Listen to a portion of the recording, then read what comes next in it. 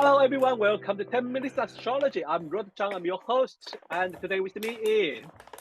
Alejo Hello. Lopez from Liminal Cosmos. How are you? Oh, I'm fine, thank you, Alejo. How are you? I'm great. Yeah, Yes, I'm okay, cool. excited to venture into this new New thingy, yeah, because I mean, to be honest, I never imagined we can do this far, to be honest, because we both quite relaxed person, and it's just sometimes like, should we Oh, do come that on. too? You are a very committed person. Oh, really? Okay. All right then. Okay. Yep. If they know where is my Mars, yes. Yes, and you didn't know Okay. where my Saturn also. Oh, all right. Okay, that's why. Okay. So today we are step into new stage. To be honest, for all the beginner, it's true that aspect is not easy to learn, right, Alejo? I don't think it's so hard. I think people make it hard, to be honest. Two people make. I think I, some astrologers, they like to kind of, oh, what we do is so hard. Like to learn the language of astrology, to learn, it's not so Mhm. hard. What's hard, maybe, it's later to put everything together. But I to agree. learn the different elements, it's not that hard, I think. Well, I agree with you. But to be honest, from the beginner's view, that I can I feel like it's so difficult to learn the sign, the house. Now you're going to put two planets together. What's wrong with them? Why they Okay, have to that's meet each other? true. That's true. I think that's hard. And Yeah, also, I think that it's hard. I mean, it's hard to develop the way of thinking. Not hard. wow, I wouldn't say it's yeah, hard. I think it takes time to yeah, develop the way of thinking. But it's like a language. I'm learning Greek. I've been learning Greek for ages yeah, now. yeah. And I still can't speak it. And it's like, well, it's a language. It's going to take me time for my brain to get used to thinking in Greek. And I think with Yeah. astrology, it's the same thing. It's a language. So it's going to take time. It's going to take, try to learn any language. You're not going to be able to learn it in 8 months. It's going to take time. I agree with you because I also learn a foreign language and live in a foreign land. So I 100% agree with you that when we treat astrology like a language, it's a little bit easier. So today this is the key.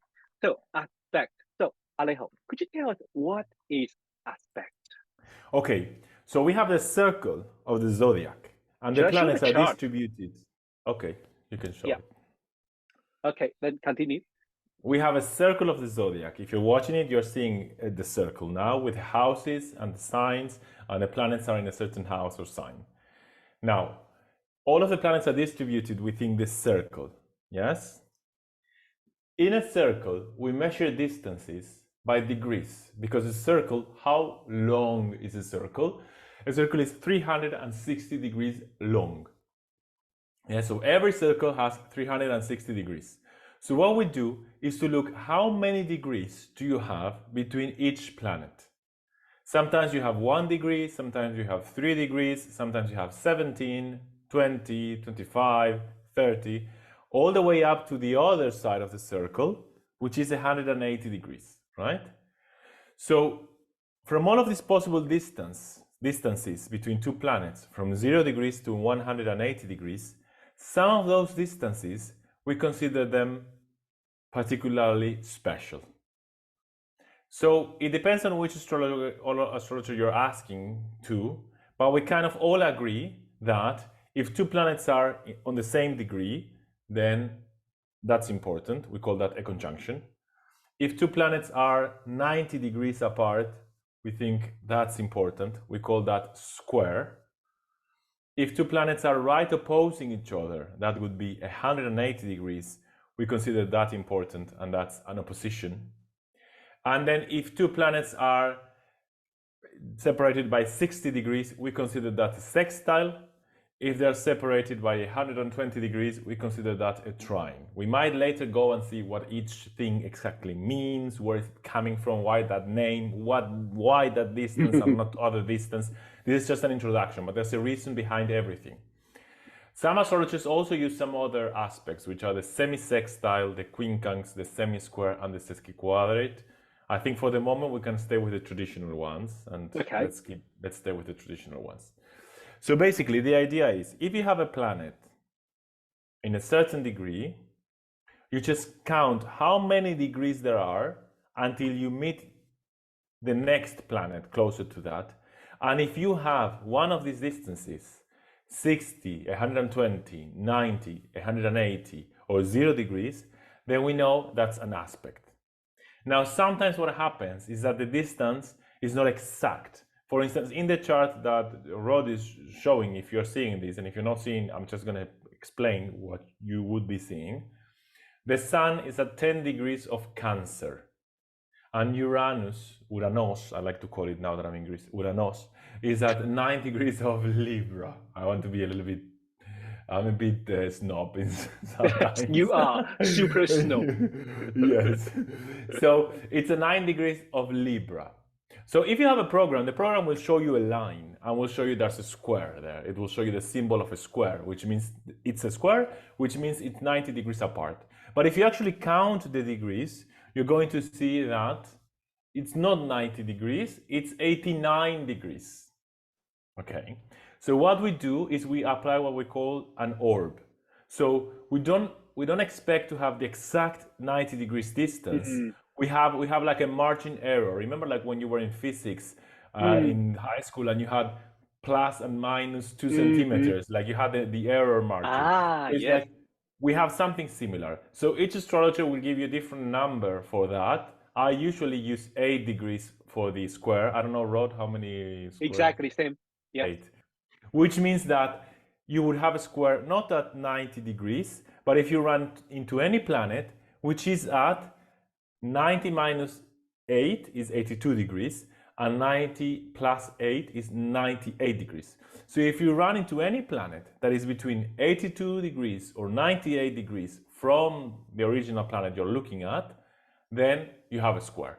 In this case, it's 89 degrees, so we have a square between the Sun and Uranus.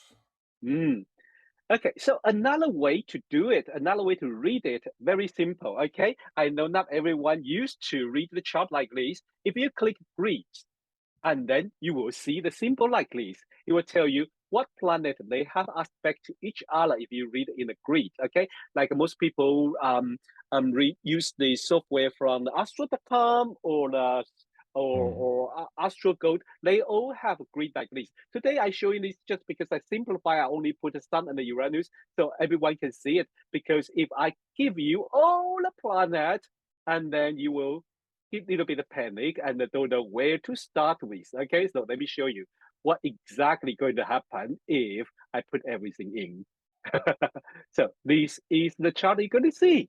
So you can see for his chart, for this person's chart, he has a sun and a moon trine. There's a triangle. Okay, this is a symbol of the trine.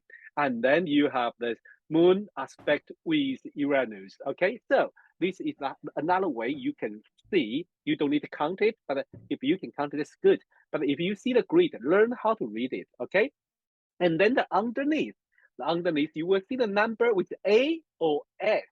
Okay, A is approach. That's more difficult, but that means the orb between them. That's like how many degrees they are going to approach each other, or they are separating from how many degrees. Which at this moment we don't focus on that. We just focus on aspect. And today I would suggest give you a little tiny idea from the language way to learn how to interpret aspect from the scratch. My way is like this. Both Alejo and I, we are foreigner, and I think English is not our first language. And so when we learn another language, usually you learn the grammar. And usually the grammar teacher, when they teach you grammar, they will give you the noun and the verb and the adjective or the adverb. So this is my way, my technique, going to help you to tackle down the aspect. So, like, let me take down everything again. As we are going to see this person, as we just see, we focus on his Sun and the Uranus aspect.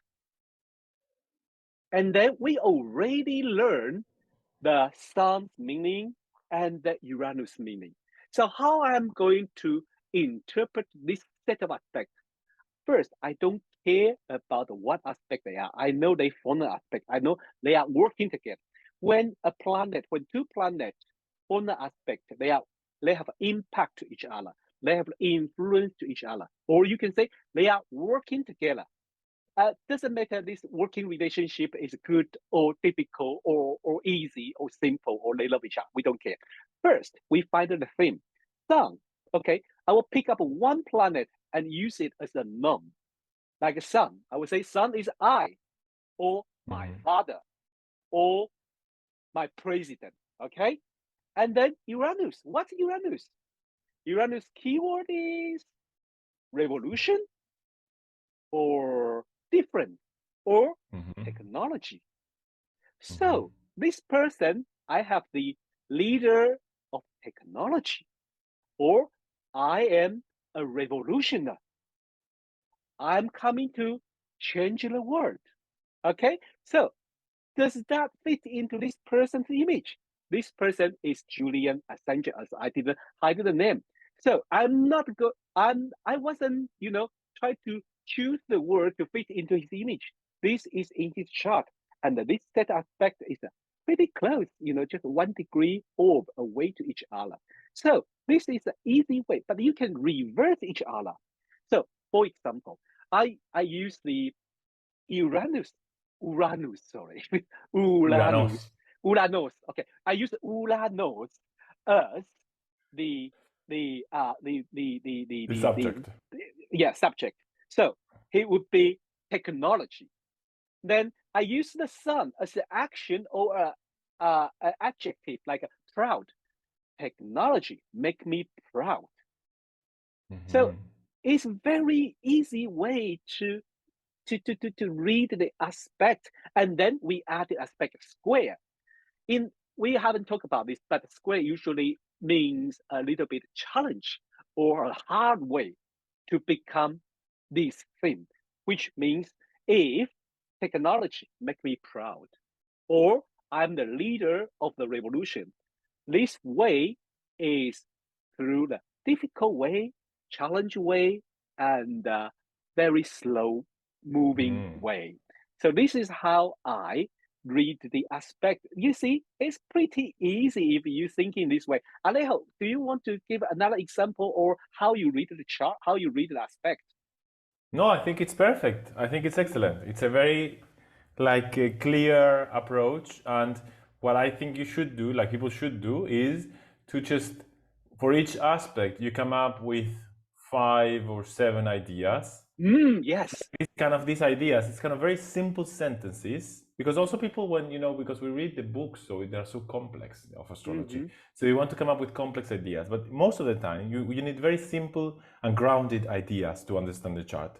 So you write down these 5 or 7 sentences, and then you just read them again, and you're just gonna see like there's a theme coming up. There's like a basic key that is repeated in all of the sentences, and that's gonna give you the final trick to do it. Yes. Yeah.